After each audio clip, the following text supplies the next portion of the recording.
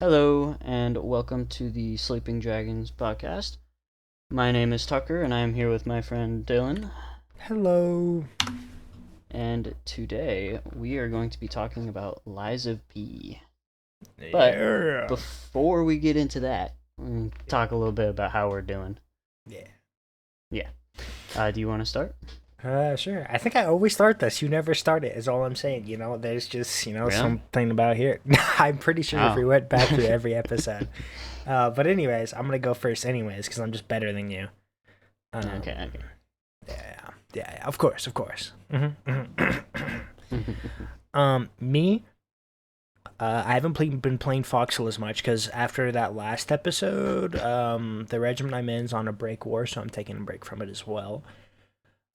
I've just been playing a lot of random games on my PC. A game that I've been playing a lot lately that I am going to want to do a review about is Barony. It's this really cool RPG, roguelike game. But it's been out there for a while, so a lot of PC gamers probably know about it. I'm probably just late to the bandwagon, but it is a really, really good game. Awesome. I have still been playing Frostpunk.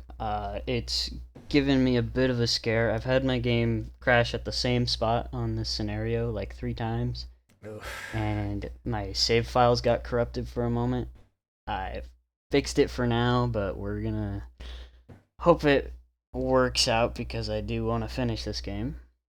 But other than that, yeah, that's a bad problem to have. Yeah. No save files. That was gonna screw you over unless you wanted to play it 8 hours straight. Yeah, because the endless mode takes a long time. And if I can't save, that's bad. So luckily it's fixed for now. 25 hours of gameplay without saving. That would suck. Oh god, that'd be great. That'd be great. Yeah. But other than that, we've been playing a bit of Terraria. Oh yeah, we're playing a bunch of Terraria. Yeah, that's about it for me. Do you want to go into your? I'll go into how far we are into Terraria, because we're not very far. No, we started yesterday. Yeah. So we're playing with a bunch of friends. One of them has played it a lot. 2 of them have not played it at all. Tucker's played it a bit. He got right to post hard mode, and then I think he stopped. I've beat the game a few times as well. So we're just running it through so me and Tucker can give it, a good rating, we're hoping, when we review it. Also, just because he's never beat it before, and it'll be fun. And right now, we're currently... We killed I, and we've killed Slime. Dude. That's it. Yeah, we can't kill Skeletron right now. We're having problems. There's just so many players, and we just don't do enough damage that it buffs his HP so much. That we can't kill him without it being day, which is great. Yeah, it needs a few minor upgrades and some skill issues. Skill issues. I'm having a big skill issue. Oh god. It's just summoners so hard early on. But anyways, we'll probably talk about that more next episode about how it's going. We'll probably be hard mode. Maybe. Actually, I don't know. We'll see what our schedules look like. Yeah, we'll see how much we can play it. But anyways, I'm going to quickly go into something real quick. A new segment we're going to have if there's, something that we feel like needs to be fixed. The Council of Correction. So... I am engaging the Council of Correction because I believe I reviewed Foxhole a little too high. It's a great game. I didn't realize when I reviewed it. I knew it was going to be doubled. I didn't realize it was going to be 9.7. I realized I was a little high afterwards. I think it's still a great game. I love everything about it, but I do not believe it should be a 9.7. So I'm going to remove 0.8 from its rating and drop it down to an 8.9. On total review. All right. Foxhole. So that's been the Council of Correction. Any objections, Tucker? You're the one who played the game. I don't got nothing. Okay, all right. I think it's fair. He held me at gunpoint to do that. Anyways, yeah, go ahead. All right. I just want to jump into the game. You got anything else? I don't think so. No, yeah, we can jump into the game. All right. Love to hear about it. So, brief description on what Lies of P is. before we get into the gameplay and whatnot. So Lies of P is a Souls-like, so it's a game that's like a Dark Souls game. It's a bit of a harder game, so if you're looking for a more casual game, this might not be what you're looking for. I wouldn't say it's insanely difficult compared to some of the other Souls games, but it does have a challenge to it, especially when you get late game. But essentially what Lies of P is, and you've probably heard it before, described as the Pinocchio Souls game. So it goes through the story of Pinocchio, but in a different light. It's really cool. So you play as Pinocchio, which is just P in the game. And you go through this story with references to Pinocchio. Not like in your face references, but like if you dig, you find some references. Does your nose extend? No, I kind of wish it did. Aww, if it like extended every time you died. Well, so in the game, throughout the story, you get choices, and you can choose to tell the truth or tell a lie. You tell the truth, nothing really happens. Nothing crazy happens, at least.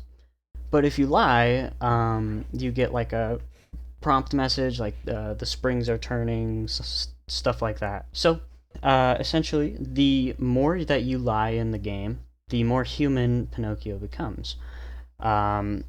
So as you play the game, the more you lie, very subtle changes go throughout, and as you progress the story. The story in this game is a little easier to follow compared to Souls games, which is nice, which is something I like. But other than that, the world in this game has kind of like a old French kind of vibe to it, which I think is really cool, because I feel like that isn't something explored a lot, but in this, essentially in this world, puppets were like I guess they're like robotics servants almost. They're just robotic servants. That's what they're used for in this world beforehand.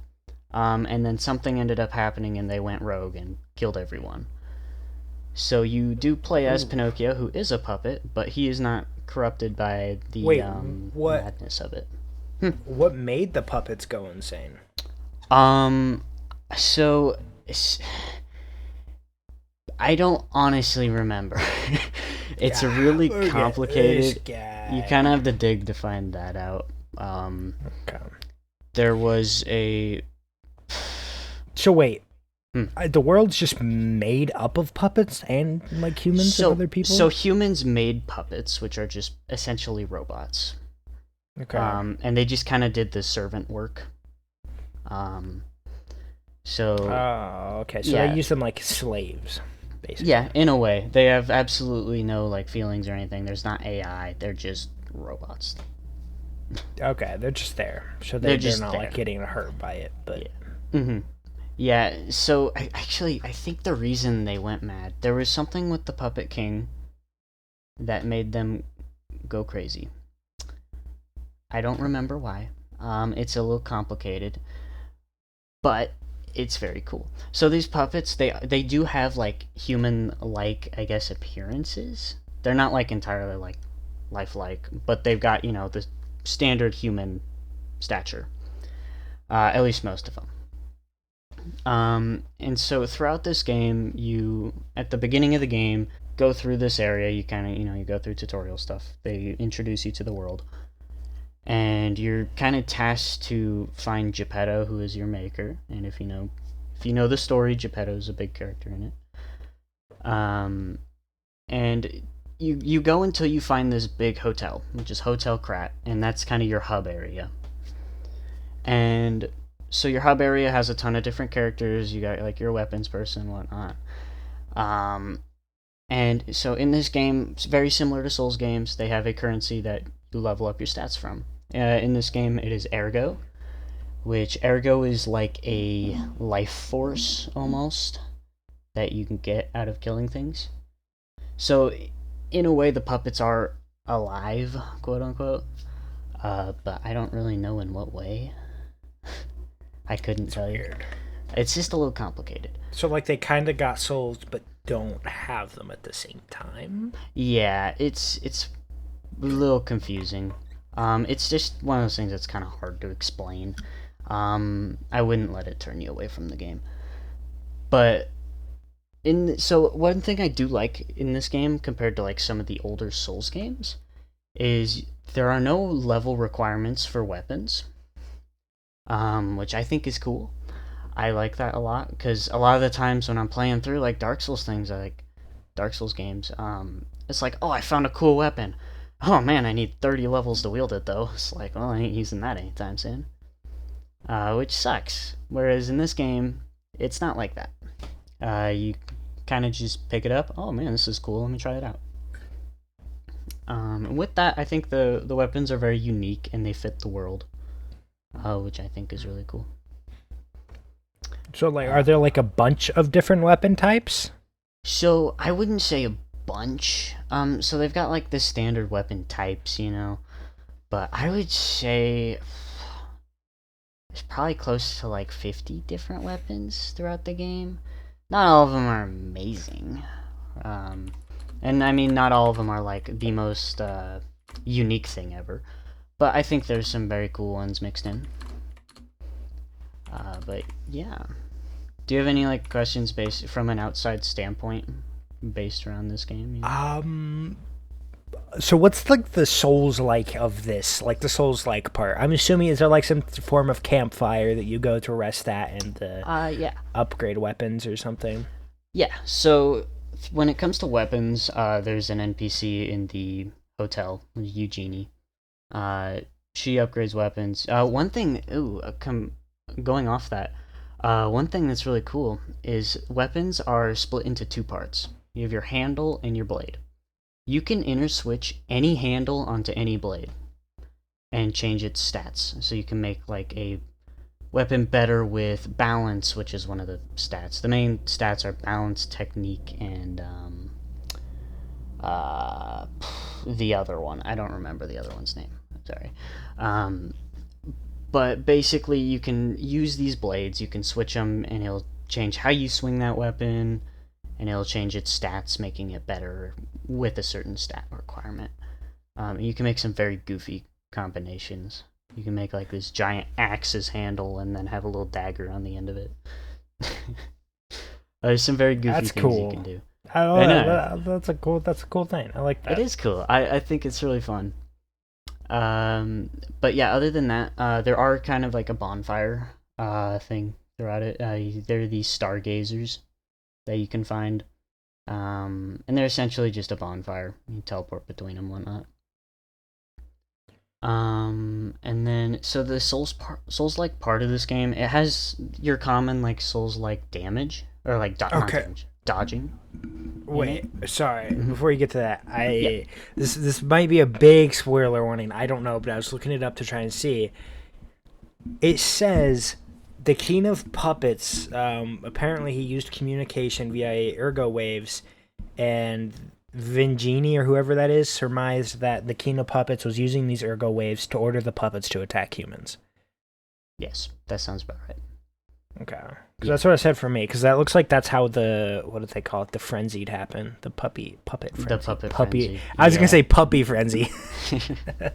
Yeah. So Vanini, he's a character in the hotel you can find. You find him throughout the game. He created the puppets essentially. Yeah, he's pretty cool. That's interesting. Yeah. So back to the Souls-like part of it. So it has common like Souls dodging whatnot with attacks. One thing that's a little more unique about this game. So enemies in this game have undodgeable attacks. So you can get hit through a dodge essentially. And that kind of brings in the other mechanic in this game, which is a parry. The parries work very similar to Sekiro. So you just kind of click whatever button it is for you when it's about to hit you, and it should parry it off. If you get a perfect parry, it does less damage. If you don't, you just block it with your weapon, and you take reduced damage, but still a lot of damage. So the undodgeable attacks, you can only parry or get out of the way. That's the only way of getting out of those. Okay, Um, that's interesting. I've heard a lot of like parry mechanics and unblockable attacks or hmm like AOE attacks. There's another one that's not unblockable. It was some other name. I can't think about it. I can't think about it. It's like unparryable or something. But anyways, I've never heard of like undodgeable. That's an interesting Yeah, I concept. could be mixing that up with unblockable, but I'm pretty sure at least most of them you can't dodge through them. Um, but yeah, they're also unblockable, so you can't get them with a normal block. Um, but Okay, maybe you do have yeah, those mixed up and you're just insane and crazy. But I maybe. oh yeah, I'm well, just a kidding. preface with this game. I 100%ed this game, so I know what I'm talking about. I had to play through it like 4 times, 100%ing it. That's crazy. I haven't 100% Yeah, ed any game yet. I've gotten close. I just haven't bothered. I play games I until I don't like them, then drop them. I like 100%ing games because I find it fun. Yeah, look at this weirdo. I know. We should keep making fun of each other till like they all think we hate each other. That would be funny. That They would be think funny. we just absolutely hate We each hate other. doing this. We hate doing this, but we're doing this for some reason. This is our 9 Just- to 5. Yeah. I hate you. Our 9 to 5 we do in our free time. 9-5 hating. Your game's dog shit. Ugh. Goodness. It's awful. What even is Foxhole? Gosh. God, you review this game above 2.1, I'm gonna call for the Council of Correction. Only I can do that because I played the game. Damn it. I can still call for it. That doesn't mean you wouldn't agree to it, but I can still call Okay. for it. You can call him. They ain't answering.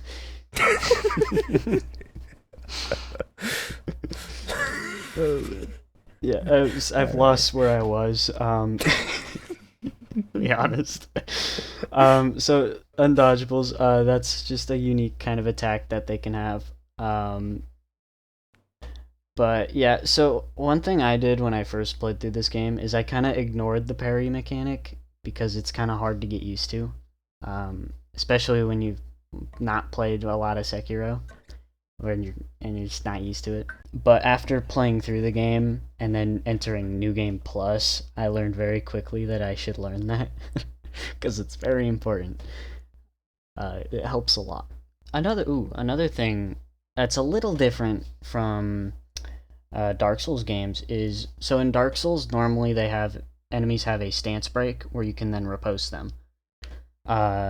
In this game, it has the same thing, but once they get to that stance break point, I think their health bar will have like a white glowing like aura around it, and to actually get them to stance break, you have to do a charged heavy attack on them and land it, which makes it a little harder than Souls games because you can't just like, oh, they're midway through an attack, I'm gonna just smack them once, they should fall, you know.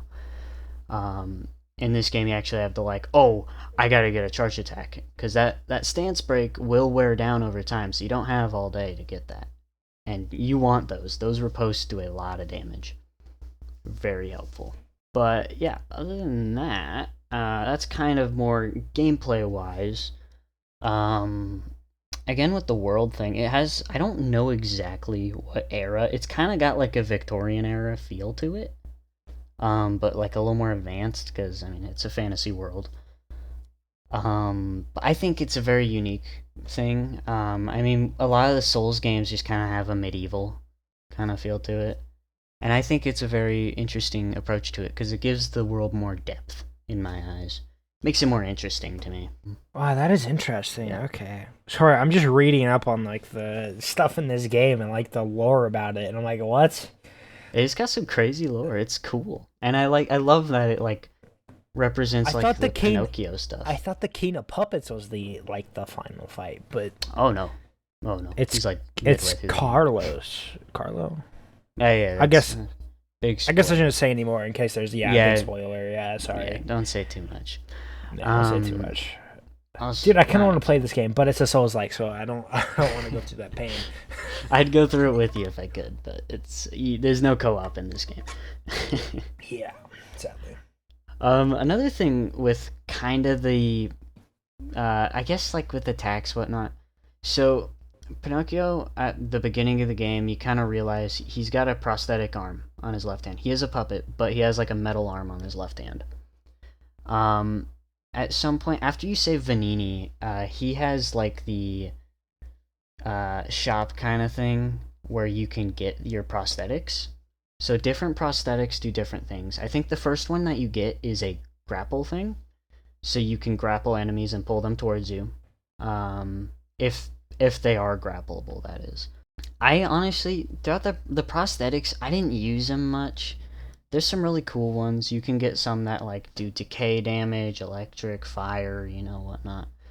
Is this exactly like how when you played Cyberpunk you didn't get any cybernetics? No, You I didn't get any use implants. unimportant. It's This very is a important bit how different. you blatantly ignore game mechanics. You just said you No, were ignoring the parry. Unbelievable.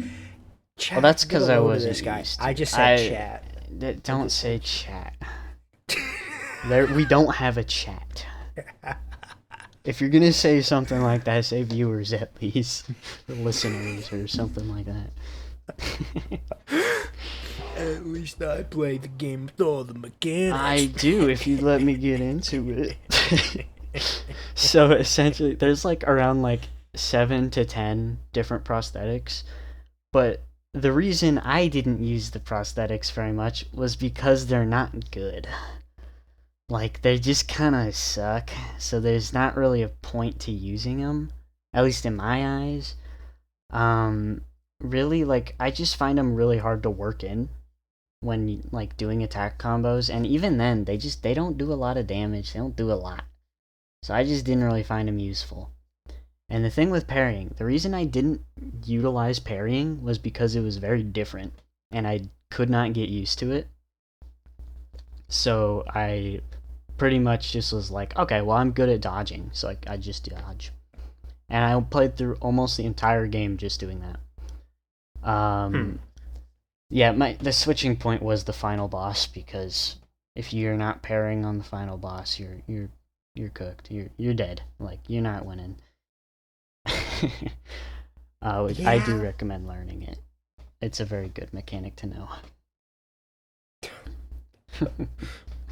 But yeah, so the prosthetics, I didn't find them very useful, but you can if you like them, I guess. Per usual with like Souls likes, is there are side quests throughout the game. But I find at least in this game compared to Souls games, the side quests have a little more depth to them. They're not super long, at least most of them. But I feel like we learn a lot more about the characters when we do this. Whereas like Dark Souls ones is just kind of like, oh, hey traveler, can you go get this for me? Or like, hey, I'm looking for my daughter, can you find her? And there's a lot of Dark Souls Nothing. games just don't have that story aspect. I've noticed. Like, yeah, in Elden Ring, we talked about this. The story, you're not gonna find it unless you're looking for it or you look it up. yeah, I just find it nice. It's just very cool. So this game's boss design I also find really cool. So they've got a very big variety of bosses. So like you'd think all the bosses are like puppets, whatnot, which a lot of them are. A lot of them are like puppets or puppet related. But there are some that are like humans. Like one of them is the Black Rabbit Brotherhood, which is like 4 people. I think there's like a bunch of siblings. So you have like one main enemy, and then you've got the 3 other that interchangeably enter the arena and mess with you. That one I find really cool. I really like that boss fight. I don't like fighting that boss, but I think it's a very cool boss fight. And so a lot of the bosses in this game are 2-phase kind of bosses. Some of them are more like smaller 2-phase ones where they just kind of like change a little bit and change up a moveset. Some of them are like full cutscene. I think one of the main ones is with the King of Puppets, because at first you're fighting this giant robot thing, and you're fighting this thing. You get to, I don't remember if you go a full health bar or if it's half health. I think it's half health, but you get half health, and it like cutscenes, it breaks down, and the guy pops out the back of it, and you learn some like story stuff with that character a bit later. It's not like anything huge, but it's like completely different moveset from the first phase, and I think that's so cool. So like the boss just changes? Yeah. Like entirely? Yeah, complete change to it. If you haven't seen the introduction to King of Puppets, that one's hilarious. I love the like intro cutscene to that. I think I know what you're saying. Cool. Is that the big ass puppet? Like when he's looking at some dead puppet on like a chair? Yeah, so there's this like puppet show, like these two puppets, and they go through a little show, and it's like a mini representation to like Pinocchio's life. And so they go through it, and the puppet does this like big, like grand, like, you know, stage pose, and it just sits there for a moment, and then all of a sudden, bam, drops from the ceiling this giant ass robot. It's so cool. It's got such a good like tension build to it, and it's like, oh, what am I even fighting here? Bam! Like, I love it so much. But I don't even know where to go with this. Oh, another part of it. So probably about somewhere a little after halfway through the game, you get to another side of the story. In another thing that ended up happening was a disease broke out. I think it's just called decay. It might have a fancy name, but I'm just gonna refer to it as decay. Essentially, it's zombies in a way. It's more advanced than that, but that's the easiest way of explaining it. Humans get infected with decay, and they turn into essentially zombies. Throughout the areas you go through, there's a ton of different like hybrid enemies that are kind of with that. But the decay and the puppets don't work together at all. There are a few like areas where they do end. You see them fighting each other, which I think is kind of cool. But yeah, so I don't know if there's really a backstory behind the decay, because it's just kind of there. I think it's something with ergo, I believe, but I could be wrong on that, so don't take my word with that. But yeah, so there's a few bosses later on that also have like the decay theme to it. Victor is probably, I think, the biggest one with that. But yeah, I think that adds another like duality to it. It's not just like, oh, puppets, it's also these things, which are very annoying sometimes because they're very fast. They're weak, but they're fast. I don't know if you have any comments at the moment, unless you want me to keep going. Actually, I do. Like, okay, how would you compare this to the difficulty of other Dark Souls games? Like, is this, or at least something that I would understand because I haven't played the other ones. Like, okay, is it as hard as like Elden Ring or Elden Ring DLC difficulty? So here's the hard part with that. So I'd say this game early on, it gives you a really nice part of like a learning curve, where it makes the bosses early on much easier than I would say Elden Ring did with like Margit, because Margit's a lot harder for like someone who's never played it, whereas Liza P, like the first few bosses aren't too bad. They're like, they've got their difficulty with them, but they're doable. They're easier to learn bosses. They're not like insane. Like, you're not fighting Melania right out the get-go. But where it goes, as it goes later on, they get harder and harder and harder. Whereas, like, I think the second to last boss is like the hardest boss in the game. What about the last one? The second to last one's the hardest? Yeah, just because he's so much harder to learn, I feel, than the last boss. What is this boss that you're talking about?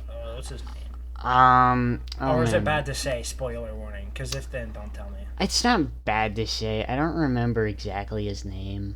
Okay, I can just search it up. It's like Simon something, I think. I believe that's what his name was. But yeah, his first phase is more doable, I would say. But his second phase is where it ramps up the difficulty. Especially in New Game Plus. New Game Plus is extremely difficult with that boss. And actually, I could talk about this. So, consumables in this game, every now and then you'll find items that you can throw. It's kind of a consumable in a way. So you'll find like sharp pipes, saw blade, a shot put ball, thermite, carcass stuff, or etc. Okay. etc. But yeah. I was gonna say something about the boss. Is his name Champion Victor? No, it's like No. Simon something, I believe. Oh, you said Simon, not Victor. I'm insane. Huh. Yeah, Victor's a different boss. Hold up. Really just trying to find what you're looking for. Simon Manus. Oh, Yeah, wow. that guy.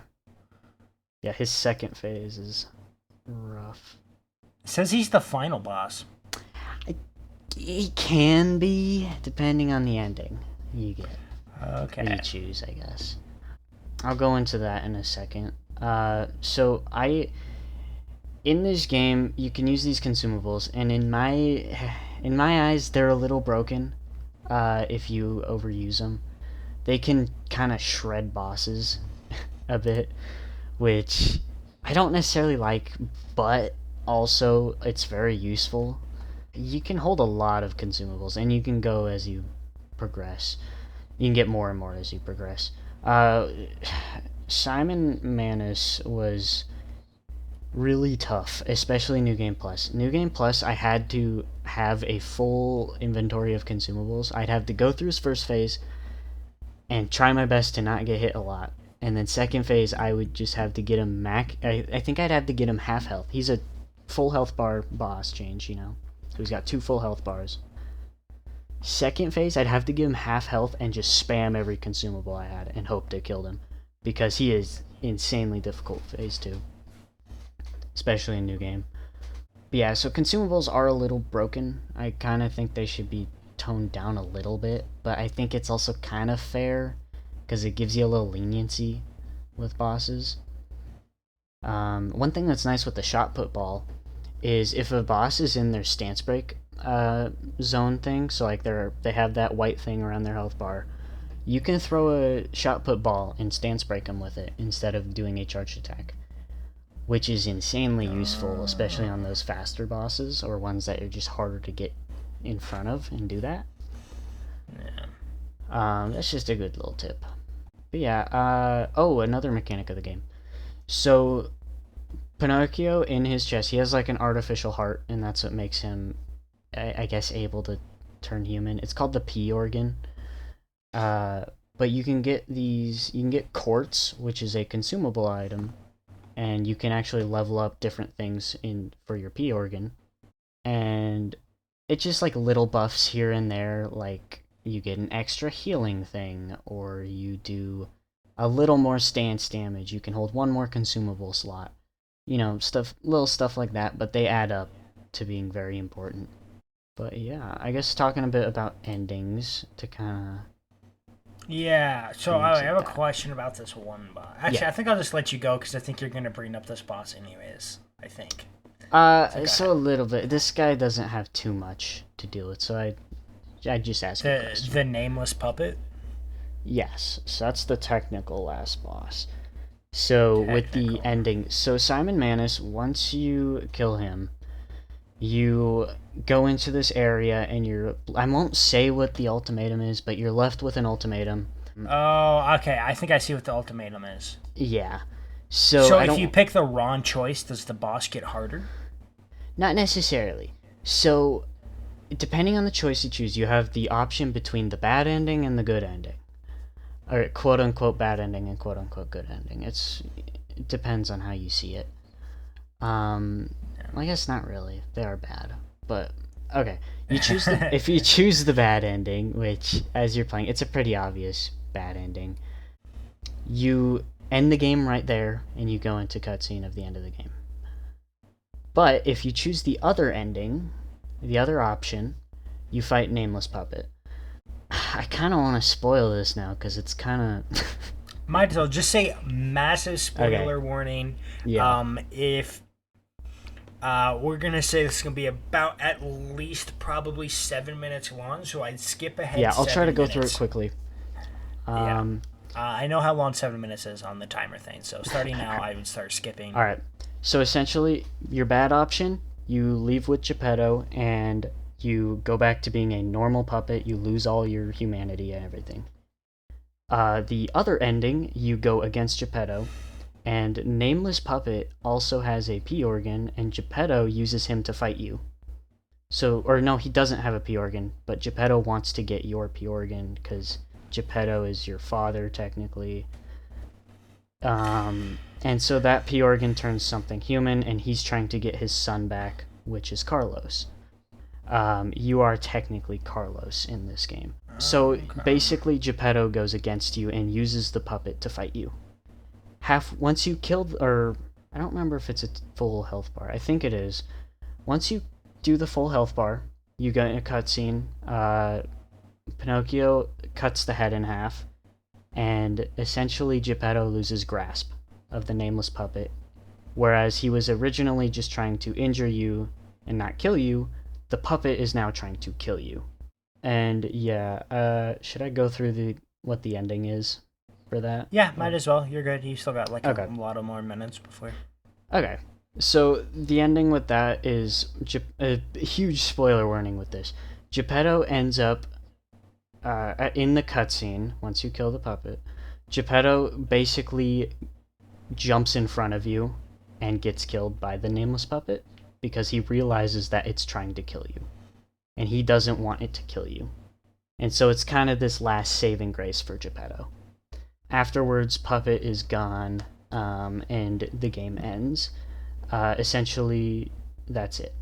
The true ending, however, as you go through the game, if you lie with almost every option and you collect all the records and listen to them, it's just collectibles throughout the game.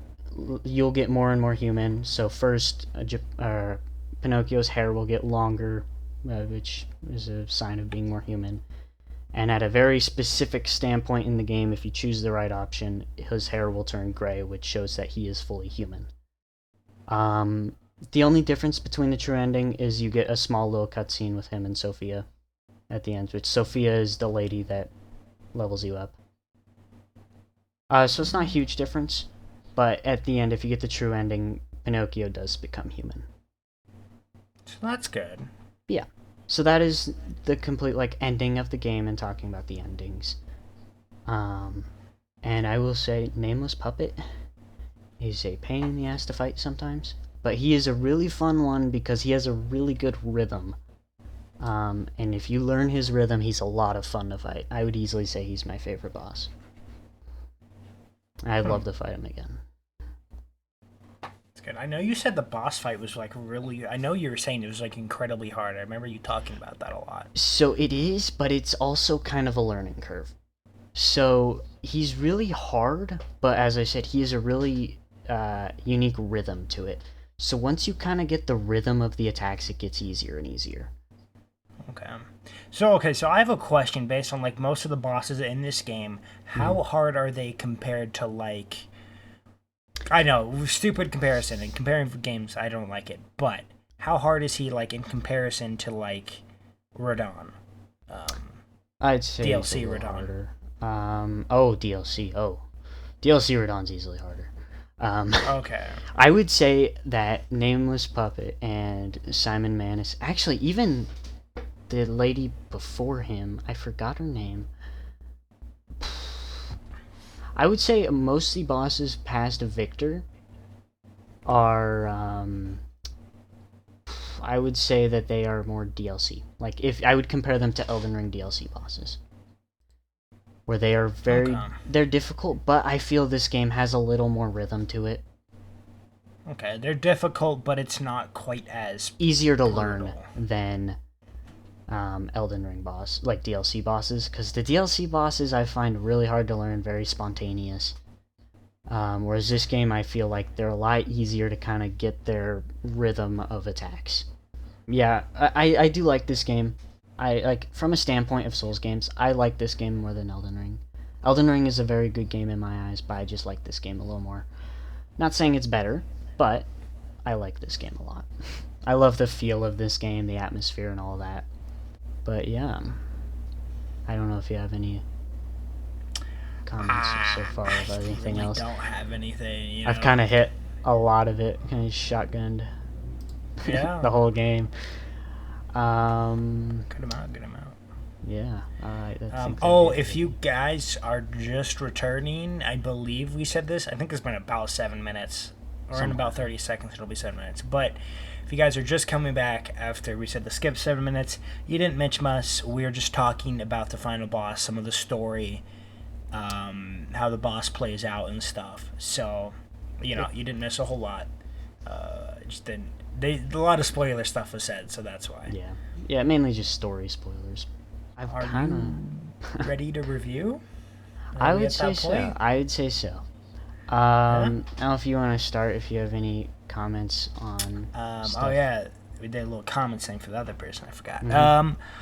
I mean, it's a good game. It seems like, it looks cool. Graphics look nice. From what he said, the way combat works and how it goes and weapons, and I think it sounds like a solid game. I don't know if I'm gonna play it because I'm not like the Souls-like type of person. I feel like if I played it, I'd try it, play for a few hours, and probably not play it again. That's just the person I am. But I still think it seems like a good game. All right. Yeah. Oh yeah. Also, we should be getting a DLC sometime this summer. Oh right, I forgot about that. I'm really excited to play that, and we'll probably give an update on that when I do play it. But other than that, I guess I get into my rating. So the rating I give to this game would be a 4.1. So that equals out to about 8.2. So I think this game all around is a very good game. The only reason I would dock it a bit is it's just it's a linear game. I mean, you don't get much like freedom with choice, whatnot, which I mean, I think it makes it better. But it's just one of those games. It's like a Souls game. Most Dark Souls games I like are it. linear. I'm pretty sure Elden Ring was the only one, right, from Soft Games that weren't. I believe so. Unless you count some of their other like titles. I don't know about their other titles. Other than I don't think Souls. Sekiro was linear. I played a little bit of it. No, Sekiro's more. It's more open world, but also is kind of linear. It's weird. Yeah. But Bloodborne is about the same. Bloodborne is linear. I feel like. Really? Yeah, I mean you can go places, but you're not really gonna be doing much there. I don't know. I never really got far, so. Yeah, I haven't really gotten past the first boss.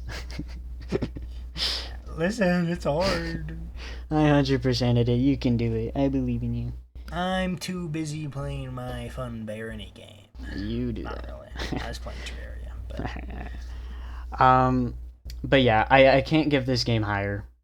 Just because it is a linear game. There's not much choice in it. But that does not mean it's a bad game. I think this is a phenomenal game, and if you like Souls games, I strongly recommend you try it. It's a very different light on Souls games. I love the story of it. I love the atmosphere. I find it very fun overall. But yeah, I don't know if you have any podcast comments at all before we close it out. I don't have anything. I don't think so. Yeah. I think that's it. Next episode should be Cyberpunk, I believe. Yes. So we'll be talking about Cyberpunk. And I'm not going to say the episode after that because it's a little to be determined. It's to be determined. We'll tell you at the Cyberpunk episode. We'll know for sure by then. We have options, but we don't want to say it for sure quite yet. Also, the Council of Correctionists hopefully won't happen too much. Hopefully. We don't want to do too many corrections, but I was looking at the Fox Army like, wow, that is a 9.7. That is way too high. It's a good game, but I really don't think it should be above 9 nor 9.7. Yeah. No.